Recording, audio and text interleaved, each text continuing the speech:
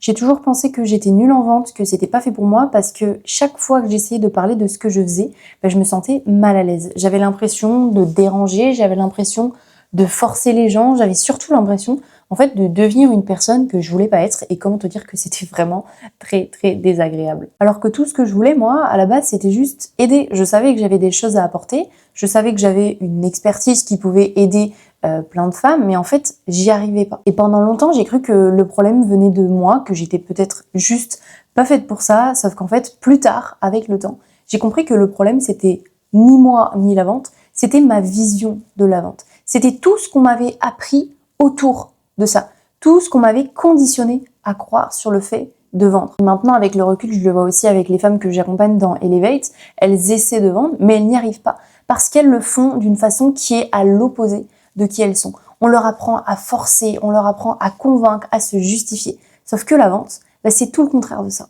Et c'est justement ce qu'on va voir dans cette vidéo. Je vais t'expliquer comment vendre sans avoir l'impression de vendre. Comment vendre d'une façon qui est beaucoup plus alignée avec toi. Une façon où tu te sens plus gêné de parler de ce que tu fais parce que vendre ne devrait pas être stressant ou gênant. Bien au contraire. Si tu ne me connais pas, bienvenue sur ma chaîne. Moi, c'est Fanny et qui est Grow is Fanny pour celles qui me connaissent d'Instagram. Et ça fait un petit peu plus de 2 ans que j'accompagne les femmes entrepreneurs à attirer leurs clients naturellement grâce à leur contenu organique sur Instagram. Donc si c'est ton objectif, je t'invite à t'abonner. La première étape pour avoir l'impression de vendre sans avoir l'impression de vendre, c'est déjà de déconstruire tout ce que tu sais autour de la vente. Tout ce qu'on t'a conditionné à croire. Parce que si aujourd'hui tu te sens mal à l'aise, tu ressens une gêne quand tu parles de tes offres, sache que c'est pas quelque chose de normal et ça vient pas de nulle part. C'est simplement parce que depuis toujours, on t'a appris à voir la vente de la mauvaise façon. Et ton cerveau, il a tout intégré sans jamais remettre en question. Tout ce qu'on entend, tout ce qu'on voit, tout ce qu'on vit, finit par devenir une certitude dans notre tête. Donc si toute ta vie t'as entendu que vendre, c'était manipuler les gens, c'était les forcer, c'était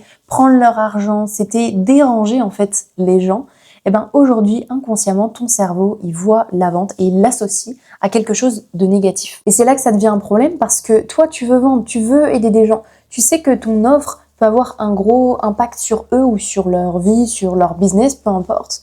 Mais en fait, vu qu'inconsciemment, ton cerveau associe ça à quelque chose de mauvais, de malsain, de négatif, il va tout faire pour t'en empêcher. Donc tu vas repousser le moment de parler de ton offre, tu vas minimiser ce que tu fais. Dès que tu vas le faire, tu vas vite le faire pour ne pas trop saouler les gens. Tu vas pas mettre tes prix et tu vas t'excuser avant d'avoir dit quoi que ce soit. Tout simplement parce que ton cerveau essaie de te protéger. Il essaie de te protéger du rejet, du jugement des autres. Et surtout, il essaie de te protéger de cette personne que toi-même, tu as appris à rejeter. Et le problème, c'est que ce conditionnement, il est d'autant plus renforcé aujourd'hui. J'en ai moi-même fait les frais à mes débuts en suivant les fameuses méthodes des pseudo-experts. On m'a appris à prospecter, à envoyer des centaines et des centaines de messages par semaine à des inconnus. On m'a appris à appuyer sur les fameuses douleurs, les fameux pain points. Comme il disait, si tu fais assez mal à la personne, elle finira par acheter pour stopper sa douleur. On m'a appris à forcer, à convaincre, à me justifier, à relancer, à insister pour que les gens finissent par dire oui. Et franchement, je suis désolée de dire ça, mais c'est juste des méthodes de merde. Parce que non seulement ça te fait sentir comme une personne horrible, et ça renforce en plus le conditionnement qu'on essaie justement de déconstruire, mais en plus ça te met pas dans la bonne position. Ça te met en position de mendicité. Tu cours après les gens, tu as besoin d'eux, et ça se sent. Et le problème, c'est que toi tu le sens, mais les gens aussi en face de toi le sentent. Donc ça inverse la balance. Donc la personne en face prend le pouvoir, elle prend le lead, et toi tu perds toute crédibilité. Je me souviens à chaque fois que j'essayais d'appliquer ces méthodes, je me sentais encore plus mal, encore plus nulle, encore plus convaincue en fait que la vente c'était pas pour moi, que j'étais pas faite pour ça. Alors qu'en réalité, ces méthodes venaient juste confirmer ce que mon cerveau avait appris depuis toujours, que vendre c'est forcer, que vendre c'est manipuler, que vendre c'est déranger.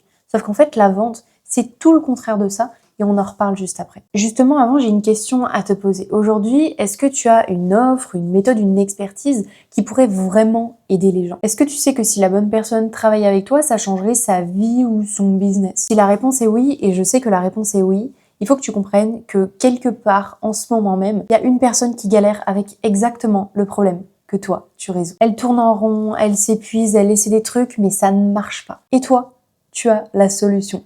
Mais ça, elle ne le sait pas parce que tu ne parles pas de ton offre. Elle sait pas que tu peux l'aider, elle sait pas que tu as une expertise, elle sait pas que tu as une solution qui peut la sortir de cet enfer, de cette situation en fait qu'elle ne veut plus. Et est-ce que tu préfères ça? Est-ce que tu préfères l'avoir galéré tout en sachant que toi, tu pourrais l'aider? Bah non. La réponse, forcément, est non. Donc si la vente, c'est pas manipulé, c'est pas forcé, alors qu'est-ce que c'est réellement? La vente, si tu veux, la base même de la vente, c'est aider. Vendre, c'est simplement aider une personne à passer d'une situation qu'elle ne veut plus à une situation qui est meilleure pour elle. Si tu veux, notre cerveau, il prend toutes ses décisions avec un seul objectif: améliorer sa situation. Il cherche en permanence à s'éloigner de ce qui est inconfortable et à se rapprocher de ce qui est meilleur pour lui. Ça veut dire quoi concrètement? Ça veut dire qu'une personne ne va pas acheter parce qu'on l'a convaincue. Elle va acheter parce qu'elle ressent déjà l'envie de changer. Elle ressent un décalage entre là où elle est aujourd'hui et là où elle voudrait être. Peut-être qu'elle se sent bloquée, peut-être qu'elle tourne en rond, peut-être qu'elle sait que ce qu'elle fait aujourd'hui ne fonctionne pas. Il y a déjà une tension en fait à l'intérieur d'elle. Et ton offre vient simplement apporter une solution à cette tension. Ce qui veut dire que ton rôle, c'est pas de créer le désir existe déjà. Ton rôle, ça va être d'aider la personne à reconnaître ce qu'elle ressent et à voir qu'il existe une solution pour sortir de cette situation qu'elle ne veut plus. Et cette manière de voir les choses change absolument tout parce que l'intention derrière n'est pas la même. Il y a une différence entre vouloir vendre et vouloir aider.